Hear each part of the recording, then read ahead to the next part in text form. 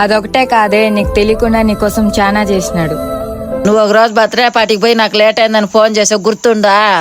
అమ్మా ఒక్కదాన్ని రావడానికి భయం వేస్తుందమ్మా. సరే నేను ఏదో ఒకటి చేస్తా ఉండు. సర్లే రిషి. నిద్రలో ఉన్న ఫోన్ పెట్టు. తనకు జ్వరం వస్తున్నా నీకు తెలియకుండా తోడుగా నీ వెంటే ఇంటి దాకా వచ్చాడు. జీవితంలో నిన్ను ప్రేమించే వాళ్ళు ఎంతమంది అయినా రావచ్చు అని నీ కోసం అశోక్ ఒకడే ప్రాణం ఇస్తాడు.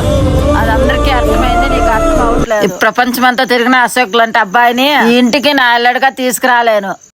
ఇంకా నీ ఇష్టం. శ్వేత ఏమైందే? ఎందుకే ఇవన్నీ నా దగ్గర దాచారు? అశోకే ఇవన్నీ నీకు చెప్పొద్దన్నాడే. నేనంతలా చీ కొడుతున్నా, నేనంటే ఎందుకే వాడికి అంత పిచ్చి? నేను కూడా అదే అడిగినానే, తను ఏం చెప్పినాడో తెలుసా? తనని ఇంకా మర్చిపోరా? ఇంకా ఎందుకురా పిచ్చిగా ప్రేమిస్తున్నావు? ప్రాణం కంటే ఎక్కువ ప్రేమించానే, ఎలా మర్చిపోమంటావు? తను కాదనిందని తన ప్లేస్ లో వేరే ఇంకెవరిని రానివ్వలేను. ఎందుకంటే నువ్వంటే ప్రాణం వాడికి. నిన్ను వాడు గుండెల నిండా నింపేసుకున్నాడే. అసలు ఎవరా నిన్ను టైంలో రమ్మన్నాడు? చేయి వదలరా, ఫస్ట్ వాడి కలర్ పట్టుకోవాలి. నువ్వెవరు? పక్కా మోసగాడు, వాడిని ఎందుకు నమ్ముతున్నావు? నీకన్నానా? ఏంటి నేనా? ఇంకనైనా అశోక్ గురించి ఆలోచించవే.